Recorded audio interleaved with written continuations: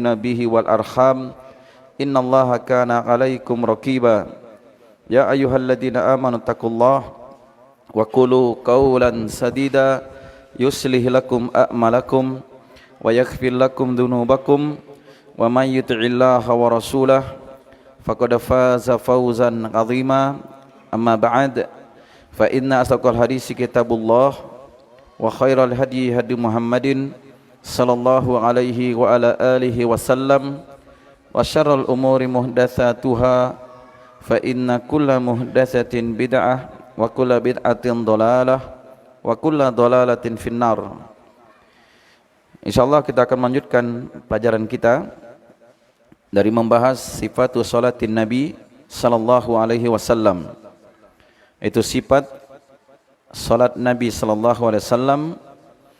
Telah kita sebutkan beberapa faidah tentang salat dan bagaimana pula keutamaannya. Dan di pertemuan yang kedua ini kita akan menyebutkan dari syarat-syarat salat. Jadi di dalam pelaksanaan salat yang pertama itu ada namanya syarat sahnya salat.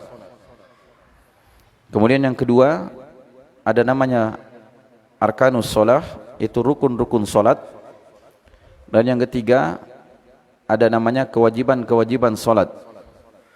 Yang keempat itu ada namanya sunat-sunat salat. Dan yang kelima itu ada pembatal salat. Jadi syarat itu secara bahasa artinya alamat atau tanda. Adapun secara syariat, syarat itu artinya apa-apa yang mengharuskan dari tidak adanya ketidakadaan. Artinya kalau dia tidak ada, mengharuskan ibadah itu tidak dianggap. Dan mengharuskan dari adanya dia, maka adanya ibadah tersebut. Jelas ya? Karena itu kalau syarat sahnya solat ini ditinggalkan, maka solat kita akan menjadi batal. Sama halnya dengan rukun. Kalau disebut dengan rukun-rukun, itu rukun itu sesuatu yang harus ada. Kapan dia ditinggalkan dengan sengaja atau tidak sengaja, maka dia akan menjadi batal solatnya. Itu rukun. Adapun yang ketiga adalah kewajiban. Kewajiban itu kalau dia meninggalkan dengan tidak sengaja, maka tidak perlu dia mengulang solatnya. Maka cukup dia mengganti dengan sujud sahwi. Cukup dia mengganti dengan apa? Sujud sahwi. Kemudian kalau dia meninggalkan dengan sengaja dari kewajiban-kewajiban solat, itu para ulama juga menghitung batal solatnya karena dia lalai di dalam ibadahnya. Adapun sunnah-sunnah solat itu sebagai bentuk tambahan. Kalau dia meninggalkan dengan sengaja, maka itu tidak membahayakan solatnya. Tetapi kalau dia mengerjakannya, maka sunat-sunat di dalam solat itu sebagai tambahan pahala. Apabila di dalam kewajiban itu ada kekurangan, maka sunat-sunat solat inilah yang akan menambalnya, yang akan mencukupi. Ini dari hal yang hendaknya diperhatikan di dalam pelaksanaan ibadah. Makanya kalau kita melakukan ibadah terkhusus solat, kalau kita bertakbiratul ihram, kita harus mengetahui apa hukumnya. Kalau kita mengangkat tangan ketika bertakbiratul ihram, apa hukumnya? Ketika kita membaca di dalam ruku dan sujud, apa hukumnya? Menutup aurat, apa hukumnya? Termasuk memakai songkok, apa hukumnya? Kan begitu. Memakai sorban, apa hukumnya? Nah, ini perlu dibahas supaya ketika kita memahami hukumnya, itu bisa memandang sesuatu itu dengan baik dan tidak akan menjadi kaku kita di dalam pelaksanaan ibadah. Karena ketika seorang itu tidak mengenal hukum-hukum di balik ibadah tersebut, maka dia akan serampangan. Sebagian manusia mengatakan kalau sholatnya tidak pakai penutup kepala itu batal. Ada yang mengatakan apa? Kalau dia pakai sorban, keutamanya bagaikan umroh dan berhaji. Ini kan perlu dalil yang seperti itu. Ada yang mengatakan sholat itu harus pakai jubah. Kalau pakai baju kaos saja, maka itu tidak baik sholatnya. Walaupun jubahnya sudah kumal, ya atau sudah orang bilang sudah robek-robek, ada baju yang lain masih baru, tetap dia pakai jubah yang robek-robek ini. Karena katanya lebih utama pakai jubah daripada pakai baju baru walaupun bukan jubah. Nah, ini kan kesalahan yang harus didudukkan masalah hukum tersebut. Paham ya? Harus didudukkan permasalahan hukum-hukum yang seperti ini. Demikian pula ada yang mengatakan kalau kita sujud, satu helai rambut saja jatuh di jidat kita atau di dahi kita ini, maka sholatnya tidak sah. Nah, ini kan sesuatu yang sangat memberatkan di dalam agama. Tetapi setiap hukum itu harus apa? Harus diperhatikan satu persatu. Apa yang kita lakukan itu paling tidak kita mengenal hukumnya. Walaupun kita tidak menghafal secara keseluruhan, tetapi ketika kita bergerak di dalam ibadah itu, kita mengerti, oh ini hukumnya harus dilakukan. Kalau yang begini, tambahan ini hanya tambahan sunat saja. Kalau yang begini, wajib.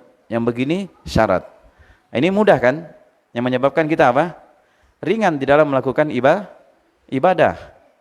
Jadi ibadah yang dibangun di atas ilmu, itu akan membuat mudah seorang hamba itu dalam melaksanakannya. Karena ilmu itu adalah cahaya, dan setiap orang itu wajib dia berilmu sebelum dia beramal.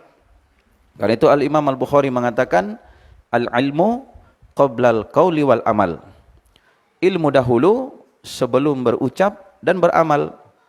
Jadi pijakan kita adalah ilmu yang datang dari Al-Quran, datang dari hadis-hadis Nabi SAW dengan pemahaman para sahabat Nabi. Bagaimana para sahabat memahaminya, meyakininya, mengamalkannya, maka seperti itu pula kita meyakini dan mengamalkannya. Jangan kita membuat sesuatu yang mempersulit diri, dan terlebih lagi kalau membuat orang lain itu menjadi sulit. Baik, kita lihat di sini syurutus shalah, dari syarat-syarat salat. Syarat salat ini letaknya di mana? Di luar aktivitas salat. Ya, maksudnya di luar ibadah salat itu sendiri, tapi dia pelengkap ketika mau melaksanakan salat. Kalau disebut rukun, itu yang berada dalam salat, seperti mulai takbiratul ihram sampai salam. Nah, ini di sini terdapat apa? Ada namanya rukun-rukun, ada kewajiban-kewajiban, ada sunnah-sunnah. Dari apa tadi? Dari takbiratul ihram sampai salam. Nah, sebelum pelaksanaan salat ini, di luar salat ini tadi, itu namanya syarat-syarat salat yang harus kita penuhi dulu sebelum masuk pada pelaksanaan salat tersebut. Dipahami ya? Nanti ada pun pelaksanaan, nanti bagaimana pelaksanaannya, cara berdirinya, cara angkat tangannya, cara bacanya, cara rukuknya, cara sujudnya, dan cara duduknya. Nah, itu dalam pelaksanaan ini disebut dengan sifat salat. Dipahami? Itu disebut dengan apa? Sifat salat. Sekarang kita lihat syarat yang pertama. Syarat salat ini dia terkait dengan sah dan tidaknya salat. Jadi sah dan tidaknya salat jika memungkinkan dia melaksanakan syarat-syarat tadi. Kecuali kalau syarat ini di luar kemampuan dia untuk melakukannya, maka itu tetap sah salatnya. Dia sudah berusaha tetapi ternyata dia tidak mampu, maka ini tetap sah salatnya. Kita lihat ya, syarat yang pertama itu adalah masuknya waktu salat. Masuknya waktu salat. Ingat, yang kita bahas di sini adalah terkait dengan salat apa? Salat wajib. Paham? Kalau salat sunat itu biar di luar waktu salat, yang 5 waktu itu boleh dilakukan. Paham? Tapi ini terkait dengan salat sunat tertentu. Karena salat sunat itu kan ada yang terikat dengan salat yang lainnya, seperti salat rawatib. Seperti salat setelah adzan subuh, itu kan terkait dengan apa? Dengan tempat di situ. Adapun kita salat setelah wudu, ya salat masuk dalam masjid, disebut dengan salat tahiyatul masjid. Itu kapan saja. Kapan kita selesai berwudu, sholat. Kapan selesai berwudu, sholat. Dipahami? Sama seperti dia melakukan dosa misalnya. Setelah dia selesai melakukan perbuatan kesalahan, dia ambil air wudu dan dia sholat. Sunat di situ dan dia bertobat kepada Allah. Nah, itu juga sholat namanya. Dipahami? Ya, kalau orang misalnya menikah dia, habis dia akad nikah sudah, dia sholat 2 rakaat. Setelah itu apa? Dia menemui istrinya dan lain sebagainya. Kalau orang juga dari perjalanan, kalau dia musafir, dia perjalanan jauh. Pas dia pulang ke kampungnya dia, sebelum dia masuk ke rumahnya, disunnahkan dia datang dulu ke masjid. Dia sholat dulu 2 rakaat, setelah itu baru dia datang ke rumahnya. Ini diantara apa? Di antara sunnah yang banyak ditinggalkan. Sunnah apa tadi namanya? Sholat sunnah ketika kembali dari safar. Jelas ya? Ini dari hal yang hendaknya diperhatikan. Karena itu kata Syekh Muhammad bin Shalih Al-Utsaimin, itu di antara sunnah yang langka. Kalau orang dari safar, dia langsung ke rumahnya. Harusnya dia melakukan sholat sunat dulu di masjid, setelah itu baru dia datang ke rumahnya. Nah, itu ada sholat sunat seperti itu.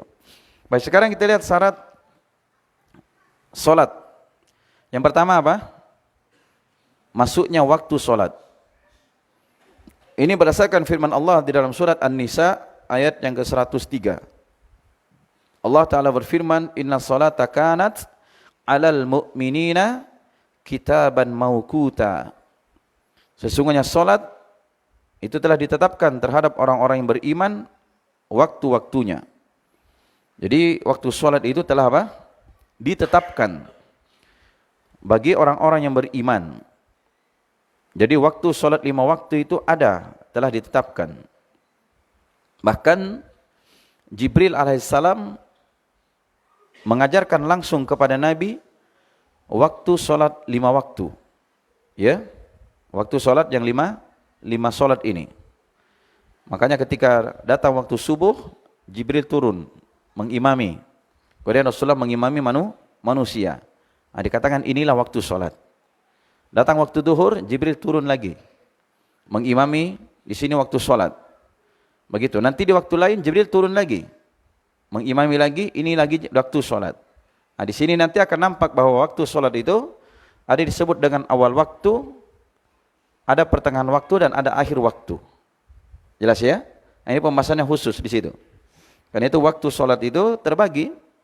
Ada yang dikatakan awal waktu, ada yang dikatakan waktu pilihan, dan ada yang dikatakan waktu darurat. Itu di akhir waktu. Maka dikatakan di awal waktu itu bukan sebelum masuknya waktu sholat. Tetapi dikatakan awal waktu itu ketika sudah masuk waktu sholat. Nah, dari waktu sholat ini sampai berakhir waktu sholat tersebut, di sini baru terbagi dia. Ada namanya awal waktu, ada pertengahan waktu, ada akhir waktu. Dipahami? Kenapa saya singgung ini? Karena sebagian masyarakat itu ada yang keliru memahaminya. Ini pernah ada orang waktu itu mendebat saya dia. Dia ngotot. Katanya begini, Ustaz, itu sebelum masuk waktu harusnya orang itu datang memang ke masjid. Pas ketika masuk waktu sholat, itu sudah sholat kita. Nah, itu baru namanya awal waktu dia bilang. Bahkan di sebagian masjid saya pernah sholat. Saya lihat begitu di papan nama masjid begini, kan sebelah kiri begini taruh ya.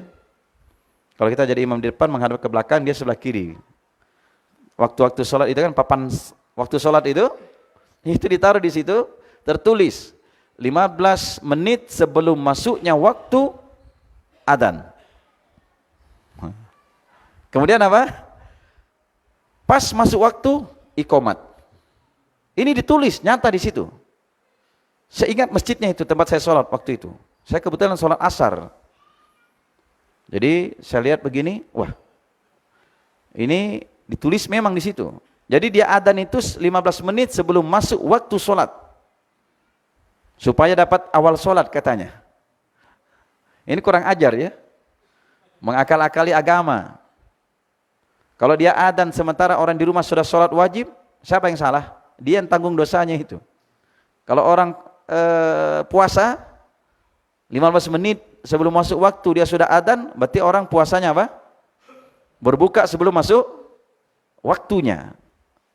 Ini akan menanggung dosa besar dia di situ. Paham ya? Jadi agama itu jangan diakal-akali, tetapi diikuti sebagaimana tuntunannya. Nah, ini banyak. Jadi pernah orang itu ngotot dia di depan saya. Enggak Pak, saya bilang, itu kita kalau masuk waktu baru kita adzan. Nanti setelah adzan ini kan kita menunggu orang datang dulu. Kan adzan itu tujuannya untuk memanggil orang datang. Satu. Yang kedua, menunjukkan masuknya waktu sholat. Oh dia ngotot, enggak bisa Ustaz. Sekarang ini sudah pakai jam orang. Jadi kita harus tahu jam sekian sebelum masuk waktu, datang memang ke masjid. Begitu. Ya, akhirnya diam saja, saya biarkan dia. Kalau begitu bapak saja sendiri, jangan ajak orang. Saya kasih tahu begitu. Akhirnya dia lama-lama diam juga. Dia ikut terus taklim saya waktu itu. Alhamdulillah. Saya kasih tahu begitu saja. Ya enggak apa-apa Pak, silang. Kalau memang bapak mau datang duluan, setengah jam sebelum masuk waktu sholat, bapak datang ke masjid, enggak apa-apa. Bapak sendiri saja. Jangan ajak orang. Karena kan namanya manusia itu macam-macam ya. Ada orang yang mau mandi dulu, ya kan? Ada orang yang mendesak kebutuhannya dan lain sebagainya. Begitu. Makanya kalau adzan itu jangan langsung iqomat. Tunggu dulu orang lain, setelah mendengar adzan, orang persiapan datang ke masjid. Paham ya? Begitu. Baik. Jadi ini yang pertama, setelah masuknya waktu sholat. Ini syarat pertama. Jadi ini wajib ketika kita mau melakukan sholat, itu setelah masuknya waktu sholat.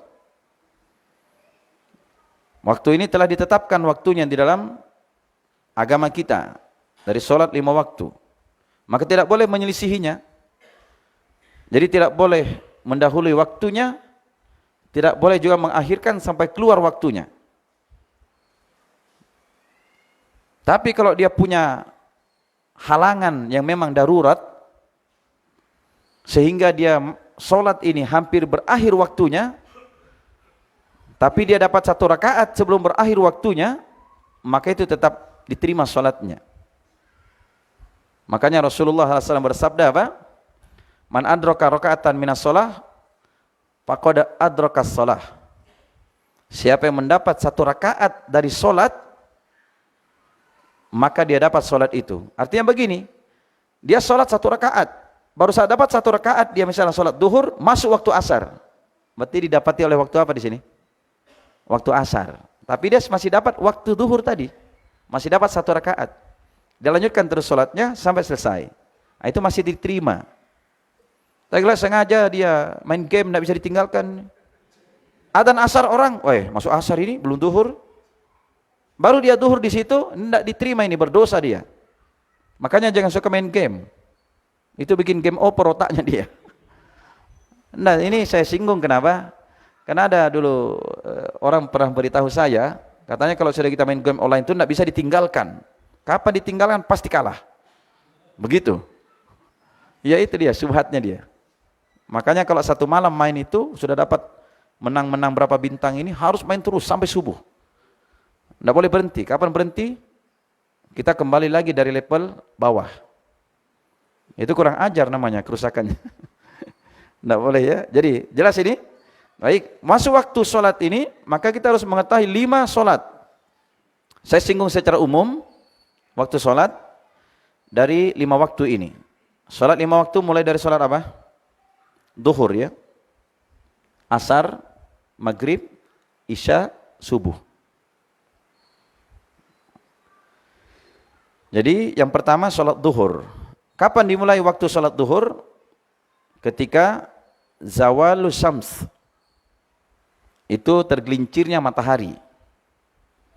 Tapi ingat, tergelincirnya matahari ini dia tidak memiliki waktu tetap. Makanya setiap hari harus memeriksa waktu. Kapan dikatakan tergelincir? Jadi matahari itu kan dari timur kemana? Ke barat. Iya. Baik. Jadi ketika waktunya itu dia dari timur ini terbit, terus dia naik terus dia naik pas di pertengahan siang. Nah, pertengahan siang ini banyak waktunya. Yang pertama, kalau kita pasang tiang begini, kalau matahari itu pas di garis tengah, di garis apa namanya? Khatulistiwa. Itu kalau matahari di sini, jalan dia, berarti menyinari kemana bayangannya? Sebelah barat kan? Nanti memendek, memendek, memendek, memendek. Pas dia pertengahan di sini, otomatis cahayanya bayangan hilang. Ini kalau matahari di mana? Pas di pertengahan garis khatulistiwa. Menghilang bayangan tadi. Ketika menghilang bayangan ini namanya pertengahan siang. Itu di waktu sholat di situ. Haram sholat. Karena di sini kata Nabi, di saat matahari atau di saat neraka itu dinyalakan apinya.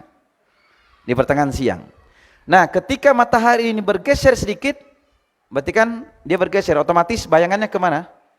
Ke arah timur. Nah, ketika muncul bayangan ini, itu namanya zawal. Paham? Nanti kalau kita mau tes pakai senter ya. Jadi kita kasih lurus di sini garisnya, senternya jalankan. Jalan cahaya gitu. Sampai di atas. Nah, nanti hilang bayangan. Geser sedikit, muncul bayangan di sebelah timur. Nah, itu zawal namanya. Ini ada cara bikinnya ya. Pakai paku dan dia harus datar. Ini tergelincir dia. Ah, ini masuk waktu zuhur. Paham? Baik. Nah, sekarang matahari itu perlu dipahami dalam pelajaran apa? Fisika ya. Matahari itu per 3 bulan dia akan berpindah. 3 bulan dia berpindah ke utara. 3 bulan berikutnya dia kembali lagi ke khatulistiwa. 3 bulan dia pindah ke mana? Ke selatan. 3 bulan berikutnya dia kembali lagi. Nah, di masa perpindahan ini nanti akan ada namanya fai. Fai itu kelebihan bayangan. Nah, ini tadi matahari kan di tengah. Ketika dia bergeser ke utara, otomatis kalau mataharinya dia jalan, ini bayangan ketika dia sini pasti bayangannya miring kan? Karena miring begini ya. Miring. Nah, ketika dia mendekat di tengah, itu bayangan memendek. Pas di tengah secara 100%. Tapi hanya acuan pendekatan. Ya, saya pernah tanya pada seorang ustadz. Saya bilang, bagaimana ini ustadz? Kalau Ramadan kan kita jauh tempat ini, susah melihat waktu. Dia bilang, lihat waktu kampung sebelahnya. Bagaimana kalau pakai waktu yang ditetapkan pemerintah? Dia bilang, boleh. Karena kata beliau, saya pernah tanya langsung orang yang membuat waktu-waktu sholat.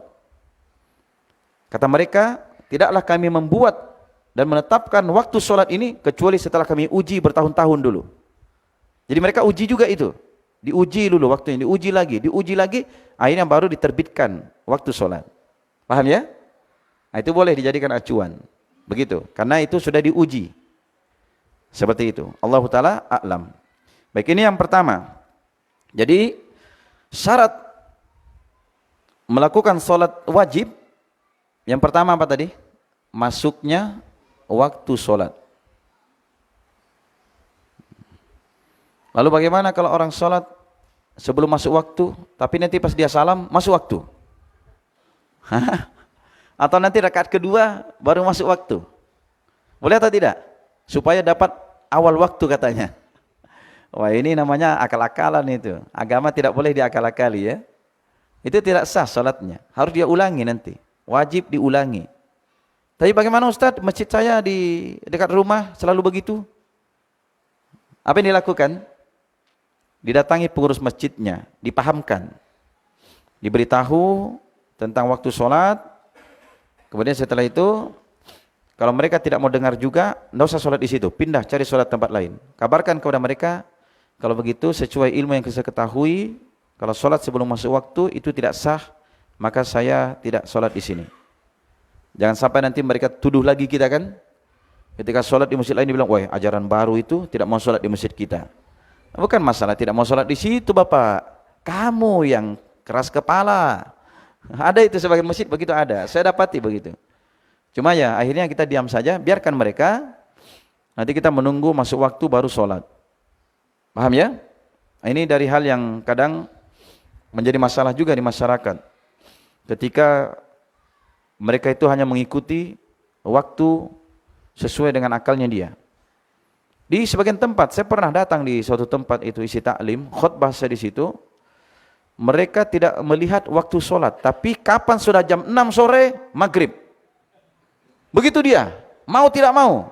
Kalau sudah jam 6, maghrib. Kalau sudah jam 12, duhur. Itu patokannya dia. Pokoknya tidak mau tahu sudah. Makanya saya pernah khutbah. Khutbah itu waktu itu pengurus masjid lama bicara. Jadi setelah lewat itu jam 12, lewat lebih 15 menit kayaknya.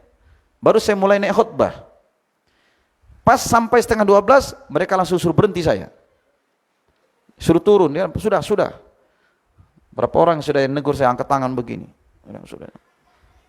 Saya tidak peduli, selanjut saja. Masa kita bicara belum cukup 10 menit? Akhirnya selesai sholat saya tanya, bilang kenapa disuruh berhenti? Begini Ustadz, ini aturan masjid, pokoknya kapan sudah pas setengah 1, jam 12 lewat 30 menit, harus berhenti. Kapanpun dia memulai. Wah ini masalah ini. Begitu juga waktu maghrib katanya, kapan sudah jam 6 sore, masuk maghrib. Itu dari pengakuan mereka. Nah, jadi kita harus paham ya yang seperti itu. Nah, jadi masyarakat yang seperti ini butuh dipahamkan. Jangan kamu jadikan sholat itu seperti kamu pegawai, mengikuti waktu pegawaimu. Tapi sholat itu kalau memang dia waktunya mundur, ya harus mengikuti waktu mundurnya, kan begitu? Kadang sholat itu sebelum jam 12 sudah masuk waktu sholat, kan begitu ya? Kadang jam 12, kadang dia jam 12 lewat 15 menit. Bahkan ada yang hampir berapa? Hampir setengah 1. Kan begitu ya? Sudah adzan. Itu salah setel itu. Waktu sholat di sini itu jam 7 lewat 41 menit. Nah itu masih ada 6 menit ini. Tapi enggak apa-apa. Itu tadi beda waktu ya. Mungkin ini waktu Samarinda dia. Jelas ya, ini pertama. Jadi apa yang pertama? Masuknya waktu sholat. Baik, ini kita pahamkan dulu supaya kita tidak keliru. Kalau misalnya kita sholat di masjid, di satu tempat, dan ternyata di situ terjadi apa? Terjadi hal yang seperti ini tadi, mendahului waktu sholat. Baik, kemudian yang kedua. Jadi termasuk aplikasi tadi saya ingatkan ya, di mana kita berada di setel ulang daerahnya. Kadang dia beda 5 menit, kadang beda 6 menit, kadang beda 3 menit. Jadi kalau misalnya kita datang di satu tempat, walaupun di satu tarakan ini, tarakan utara, tarakan selatan, tarakan ini, itu berbeda. Sesuai dengan jalur matahari lewat. Jadi disetel ketika berada di daerah itu, setel ulang. Oh daerah sini. Itu biasanya berubah waktunya. Kemudian yang kedua, syarat yang kedua ini. Syarat yang kedua, itu dari pelaksanaan sholat, ini penting diperhatikan, yaitu satrul aurah, menutup aurat. Apa itu aurat? Aurat itu adalah sesuatu yang wajib untuk ditutup. Aurat itu ada 2 macam. Ada aurat yang sifatnya aurat besar, artinya memang harus sama sekali ditutup. Dan ada yang dikatakan aurat kecil. Artinya kalau dia hanya sekedar tersingkap, boleh. Tapi harus ditutup. Lebih bagus apa? Ditutup, begitu. Nah kalau aurat besar ini, itu wajib ditutup. Seperti misalnya paha bagi laki-laki ya, para ulama mengatakan paha itu aurat. Ada yang mengatakan boleh dibuka, karena mereka menganggap bahwa itu aurat kecil saja. Sebab Nabi pernah duduk begitu, terbuka pahanya, masuk sahabat ini, Nabi tidak tutup. Masuk Umar, Nabi tutup, karena Nabi malu. Nah, ini diambil dasar apa? Bahwasanya katanya, kalau hanya suatu kondisi boleh dia buka. Begitu. Tapi kalau kayak kemaluan, itu aurat yang memang harus wajib ditutup. Tidak boleh dibuka kecuali darurat, seperti mau sunat. Nah, bagaimana mau sunat ini baru tidak dibuka? Kacau dia. Nanti salah potong itu kan dokternya itu. Ini maksudnya orang sunat yang sudah dewasa ya. Anggaplah dia belum tahu namanya sunat, tiba-tiba kenal harus sunat. Nah, itu wajib, tidak apa-apa dia buka. Itu hajat namanya. Kemudian Bagaimana cara menutup aurat? Jadi menutup aurat itu, bagi laki-laki, aurat itu antara pusat dan lutut. Antara pusat dan lutut. Itu yang harus dia tutup. Kalau misalnya suatu saat dia tidak punya pakaian, ya, di satu kondisi misalnya, terjadi gempa, terjadi apa, tidak ada sama sekali penutupnya. Cuma bisa dia tutup dari pusatnya sampai lututnya saja. Boleh dia sholat, sah. Paham ya? Tapi kalau dia punya lebih pakaian, itu wajib dia tutup apa? Pundaknya dia. Nah di sini, tutup. Tapi kalau dia punya lebih pakaian, maka wajib dia tutup tubuhnya sampai ke bawah lutut. Paham? Karena itu para sahabat Nabi SAW, mereka itu tidak punya pakaian kecuali satu sarung. Jadi bagaimana caranya? Mereka pakai sarung itu, dimasukkan ke dalam tubuhnya, dari depan ini dikasih ke belakang, diikat di lehernya sini. Nah, jadi kan di depan tertutup kan? Di sini walaupun terbuka sedikit tidak apa-apa, diikat di sini. Jadi ketika dia rukuk nanti, ini sarung tidak terbuka ke bawah. Nah, cuma di sini yang dikhawatirkan orang yang di belakang itu bisa melihat. Kalau dia tersingkap, kan sampai di lutut. Makanya disebutkan apa? Sebaik-baik sop laki-laki itu yang paling depan, dan sebaik-baik sop wanita yang paling belakang. Nah, di sini para ulama menyebutkan kalau bercampur laki-laki dengan perempuan, itu cara menyusun sop perempuan itu paling belakang dulu. Setelah penuh belakang, baru di depannya. Lalu baru di depannya. Begitu. Kecuali kalau mereka punya ruangan khusus. Ini saya langsung dengar dari Syekh Muhammad, siapa waktu itu, saya hadir di majelisnya. Itu saya ditanya tentang sop itu, cara mengatur sop. Disebutkan seperti itu. Ada yang di Mekah ini, saya pernah hadir di majelisnya waktu itu, pembahasan tentang sholat. Pembahasan tentang sop. Begitu ya. Baik, nah, itu kalau memang dia tidak punya pakaian. Tetapi kalau dia punya pakaian, maka dia harus menutup kedua seluruh tubuhnya. Dari atas ini sampai ke bawah lututnya dia. Nah, kemudian di sini akan disebutkan tentang syarat-syarat menutup aurat. 1. Pakaian yang dia pakai atau kain yang dia pakai itu tidak tembus pandang. Ya, kita tidak sebut tebal ya. Kadang ada juga tebal tapi tembus pandang kan? Artinya walaupun dia tipis tapi tidak tembus pandang. Kayak begini kan tipis ya? Kan tidak kelihatan kulit saya. Tidak kelihatan kan warna kulit? Nah, itu bisa dikatakan dia sudah menutup aurat. Walaupun dia tebal, kalau seperti ini kan tebal. Kalau saya pasang di sini kelihatan tidak? Tembus kan kulit saya?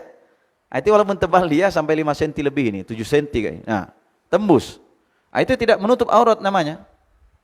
Andai kan ada wanita, dia tutup auratnya dengan kaca di sebelah sana misalnya, tebal kacanya 5 cm, tapi tetap kelihatan, itu dikatakan tetap telanjang. Paham ya? Jadi syarat menutup aurat yang pertama, kain itu tidak transparan, tidak tembus pandang. Paham? Ketika dia pakai, ketika kain itu lengket di kulitnya dia, itu tidak kelihatan warna kulit. Dipahami? Tapi kalau dia pakai jauh tidak kelihatan, ketika rapat di kulitnya begini tembus warna kulit kelihatan, itu dikatakan tidak menutup aurat. Paham? Nah, ini dihati-hati ya. Karena itu ada sebagian mukena yang dipakai oleh wanita ketika sholat, itu biasanya kayak kain kelambu itu, yang lubang-lubang itu. Kan begitu ya? Ketika dia pakai ini, kelihatan sekali ini kulitnya ini. Nah begini, jelas. Andai kan kulitnya itu kelihatan ada warna ininya, warna panu-panunya, kelihatan jelas. Iya. Saya sampai urut dada bilang, mau ditegur juga, nanti orang tersinggung. Kan orang tidak kenal kita ini.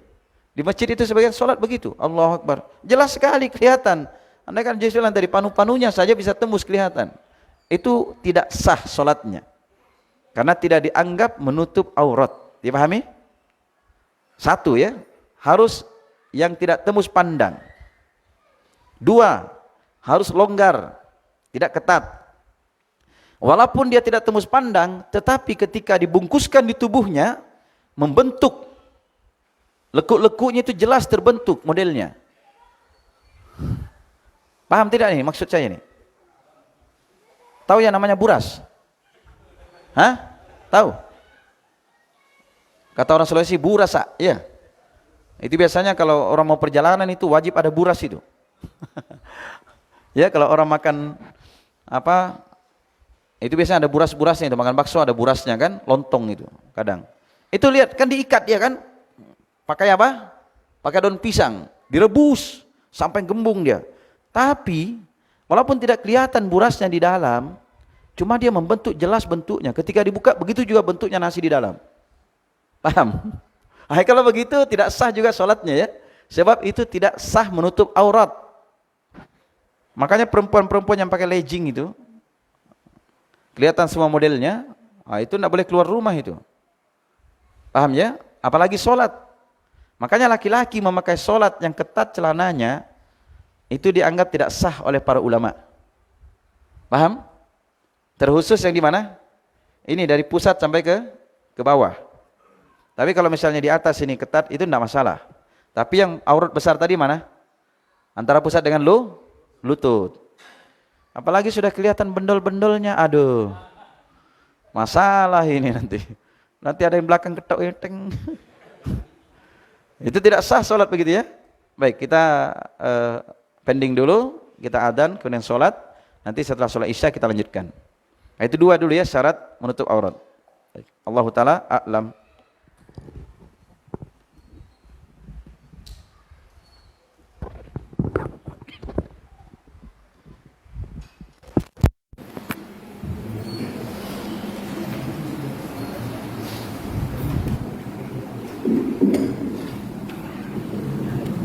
الله أكبر الله